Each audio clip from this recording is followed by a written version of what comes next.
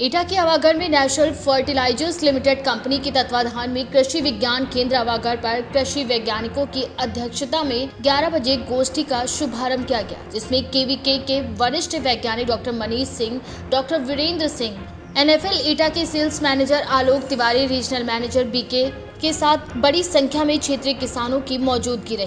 वहीं कृषि वैज्ञानिकों के द्वारा मौजूद दुकानदारों और किसानों को कृषि की उपज को कैसे बढ़ाया जा सकता है, इन सभी बिंदुओं पर किसानों और कृषि उत्पाद विक्रेताओं के साथ विचार गोष्ठी का आयोजन भी किया गया। इस दौरान हर्ष कृषि रक्षा केंद्र से धर्मेंद्र पाल सिंह, बबलू ठाकरवा क्षेत्रीय किसानों की मौजूदगी रही। तो भी उस समय इसे अडॉप्ट करने में बड़ी दिक्कत होती थी किसानों को। धीरे धीरे देश की जनसंख्या बढ़ती गई और हमें देश की जनसंख्या का पेट भरने के लिए यूरिया उत्पादन क्रमशः बढ़ता गया और हमारे कंपनी ने इस दिशा में बहुत महत्वपूर्ण योगदान दिया है। नेशनल फर्टिलाइजर्स का देश में यूरिया उत्पादन की में सेकंड लार्जेस्ट कंपनी है। 1984 में हमारा विजयपुर प्लांट जो कि मध्य प्रदेश में गुना में स्थित है, उसका उत्पादन का ह्यूमस होता है जिसमें नेगेटिव चार्ज होता है, वो आपकी phosphorus, potash, sulphur, zinc, urea को अपने साथ जोड़कर लंबे समय तक पौधे को उपलब्ध कराते हैं। दूसरा, हम ये भी नहीं जानते कि नाइट्रोजन और पोटास का आपस में इंटरेक्शन होता है। अगर एक तत्व नहीं है तो दूसरे तत्व को पौधा नहीं देता है। हम अपनी मर्जी से चाहते हैं कि यूरिया की मात्रा बढ़ा दो, फसल कमजोर है। सबसे पहले कहते हैं कि भाई खाद लगा रहे हो तो संतुलित लगाओ। अगर आपने खाद लगाया केवल DAP की मात्रा बढ़ा दी तो आप मानिए कि आपने तो अपना गला काट लिया, क्योंकि DAP की अतिरिक्त मात्रा आपके खेत में 4 तत्वों की कमी अपना पैदा कर देती है। सबसे पहले जिंक की डेफिशिएंसी आएगी, जो कि था, बोरोन की डेफिशिएंसी आएगी, मादा चेचक और तरह तरह की लाइना बनना। एटा से KKD न्यूज संवाददाता राघवेंद्र अकरिया की रिपोर्ट। एटा में फर्जी मुठभेड़ मामले में ADG जोन आगरा राजीव कृष्णा द्वारा जानकारी दी गई है। मामले की जांच अब एटा पुलिस से हटाकर अलीगढ़ पुलिस को सौंप दी गई है। संबंधित पुलिस कर्मियों के खिलाफ तत्काल प्रभाव से कार्यवाही के आदेश भी दे दिए गए। फर्जी मुठभेड़ मामले में ADG राजीव कृष्णा ने संज्ञान में लेते हुए दोषी पुलिस कर्मियों पर निलंबन के बाद FIR के आदेश दे दिए। मामले में तत्कालीन थाना अध्यक्ष इंद्रेश पाल सिंह सहित कई पुलिस कर्मियों के खिलाफ जांचें भी हुई हैं। थाने से लाखों रुपए की शराब गायब करने के मामले में पहले ही इंद्रेश पाल सिंह निलंबित चल रहे हैं। पूरा मामला कोतवाली देहात थाना क्षेत्र का है, जहां प्रवीण कुमार नाम के एक दिव्यांग व्यक्ति के द्वारा जिलाधिकारी विवाह चहल को शिकायती प्रार्थना पत्र दिया गया था। उसका ढाबा एटा से 5 किलोमीटर दूर आगरा रोड पर खुशालगढ़ गांव के समीप बना हुआ है, जहां पीड़ित अपने भाई और मां के साथ छोटा सा ढाबा चलाकर 2 वक्त की रोजी रोटी कमाता था, जहां रुपए के लेन देन के पीछे यह पूरा घटनाक्रम हुआ है। जनपद एटा में आवेदक श्री प्रवीण कुमार निवासी जनपद एटा के द्वारा दिए गए एक शिकायती प्रार्थना पत्र का मामला मेरे संज्ञान में आया है। इसमें थाना कोतवाली देहात जनपद एटा में वहां के तत्कालीन इंस्पेक्टर और कुछ पुलिसकर्मियों के खिलाफ काफी गंभीर आरोप लगाए गए हैं। यह घटना 4 फरवरी 2021 की है। इसी गंभीरता को देखते हुए इसकी तत्काल जांच SP क्राइम एटा द्वारा कराई गई है। इस जांच में प्रथम दृष्टया ये आरोप सामने प्रूव हो रहे हैं। मेरे द्वारा तत्काल संबंधित कर्मियों को, पुलिसकर्मियों को निलंबित करने के लिए आदेश दे दिया गया है और साथ ही वो सभी पुलिसकर्मी जिनका इस घटना में संलिप्तता पाई गई है, उनके खिलाफ मुकदमा कायम करके आवश्यक वैधानिक कार्रवाई करने का भी आदेश दे दिया है। ये मुकदमा और ये जांच एटा से हटा करके अलीगढ़ में की गई है, जिससे कि एक निष्पक्षता से इसकी पूरी जांच की जा सके। इस गंभीर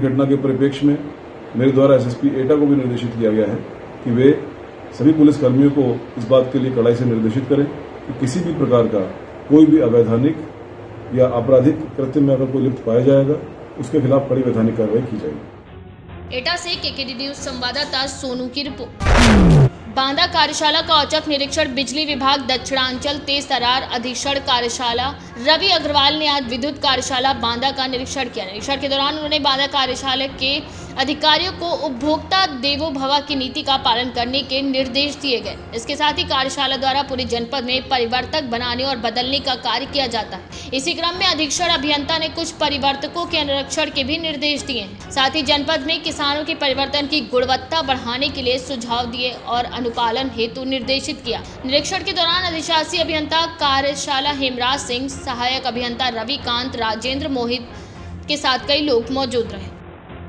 देखिए, अब गर्मियाँ आने वाली है।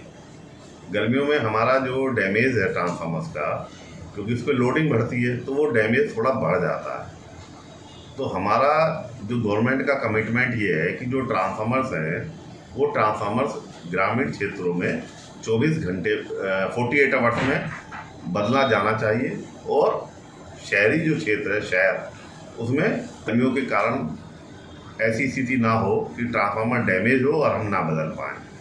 तो चित्रकूट परियोजना कब से चालू हो रही है? चित्रकूट में जो ट्रांसफार्मर वर्कशॉप का जो निर्माण किया जा रहा है उसमें करीबन 80% काम हो गया है। उसमें कुछ बाहर सिविल वर्क पेंडिंग है, तो सिविल का काम चल रहा है। वो उम्मीद ये करते हैं कि सिविल का काम 1 महीने में हो गया पूरा, तो हम उसको एक मई से उसको चालू कर पाएंगे।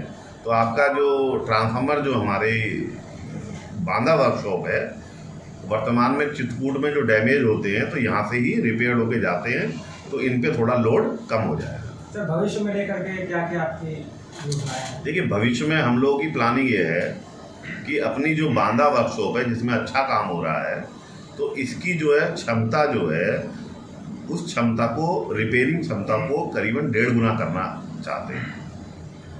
इसके लिए हम लोग जो है एक नया ओवन अगले 1 महीने में यहाँ पे इंस्टॉल कर देंगे, जिससे कि अगर किसी इमरजेंसी में हमें यहाँ पे अपनी प्रोडक्शन कैपेसिटी बढ़ानी हो, रिपेयरिंग कैपेसिटी बढ़ानी हो, तो ऐसा ना हो कि हम ट्रांसफार्मर बना तो लें लेकिन ओवन के ना होने के कारण उनको ठीक से ड्राई आउट ना कर पाएँ।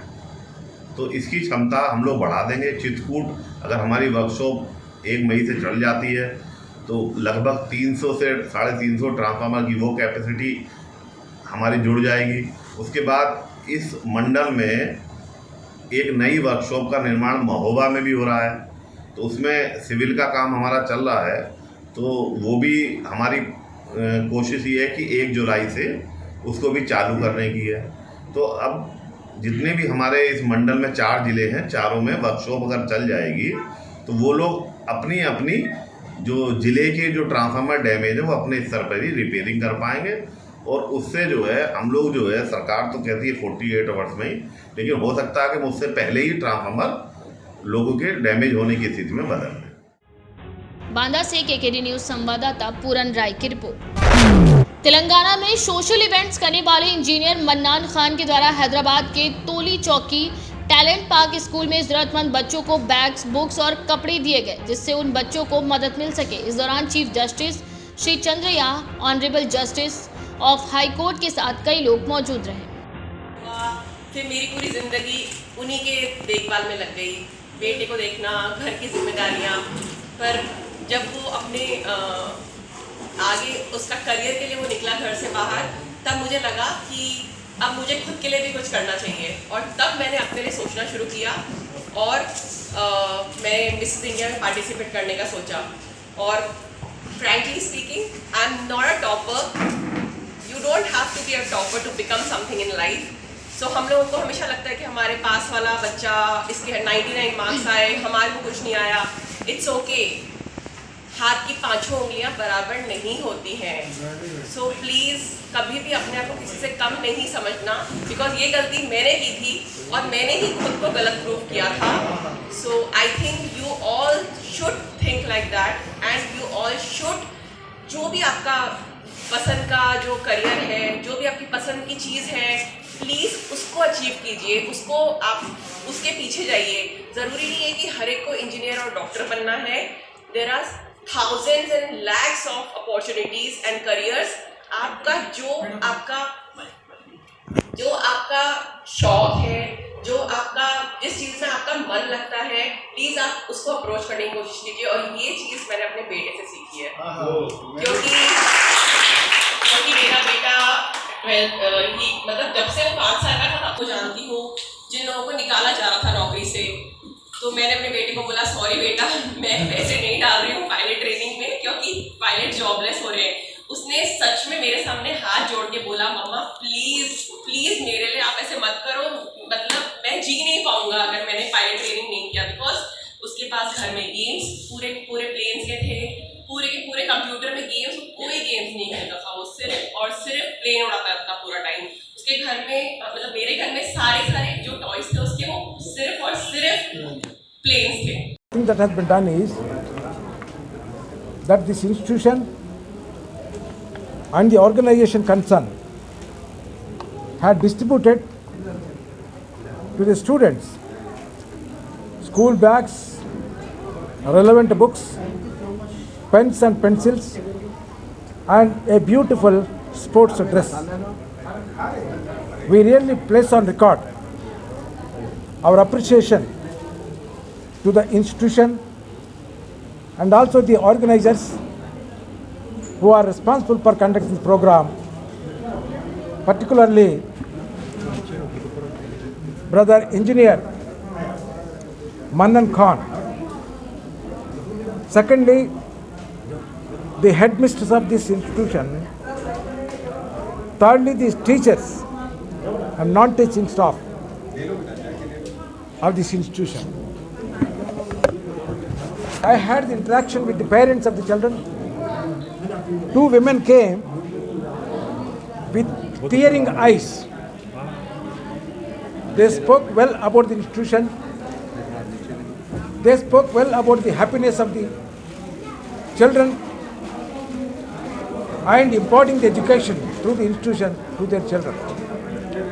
I immensely felt happy by seeing the happy tears that fall from their eyes. That itself is an indication that how the mothers of this country trusting to give good education to their children.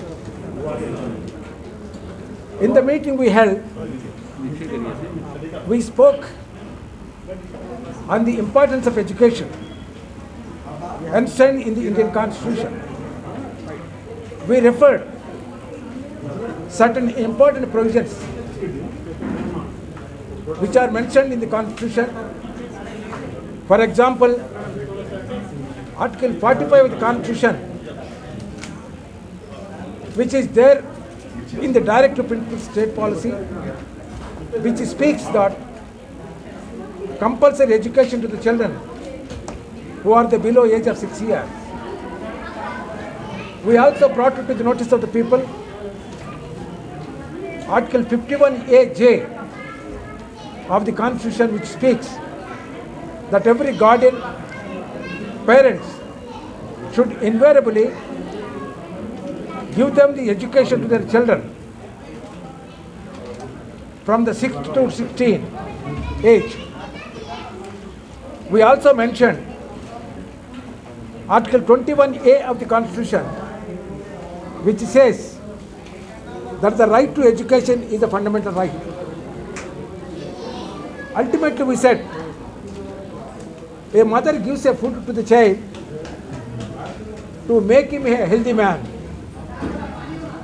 and a teacher gives a word to the children to make a boy to be educated. So therefore, the education and health will go together, make the country to high their head in the world. Telangana government needs to be appreciated for the reason that the manner in which the government is taking steps for the upliftment of weaker sections of the state of Telangana by giving a compulsory education, by having a very good supervision over the government schools, over the residential schools which are being run under the administration of Dr. R.S. Praveen Kumar, who is the Secretary of the AP Social Welfare Residential Education Institution Society, from which society recently the boys and girls studied in this institution had a tour in the world, had climbed the Everest and stood first in the education in the country. Now in this institution, the children who are getting education are very healthy, energetic. Though they come from a poor family, I experienced the words of the headmistress of this institution, which is so affectionately, lovably imparting the education and administering the administration for giving good education to the children. That gives me immense pleasure to see that the children who are getting education invariably should come up in the life. We hope and trust this institution will grow step by step to the heights, and the students and the parents of these children who are studying this institution will have an immense pleasure to see their children in a higher pedestal in the time to come. Let us hope and trust that message is which we are delivering travel across the world, impressing upon the administrators, the governments, the teachers, the parents, realize the importance of education. As far as the Bharat is concerned, Bharat future will be decided by the quality of education to be given to the children in the country. So the governments, the administrators, the teachers and the parents should invariably concentrate in sending their children to the education institutions invariably and take care. Therefore, the education is the solution for all the problems. The quality education is only the criteria to recognize the importance of the nations in the world. The Bharat is one of the important countries spiritually in the world, but unless until we give a quality education, that spirituality will go down day by day. People will habituate only to material satisfaction. If the country should have a satisfactory life, it should give a good education, quality education, secular education, socialist education, democratic education, so that the country will become strong and stand in first in the world. Thank you very much. Telangana से KKD news संवाददाता सैयद शफीकुद्दीन की report.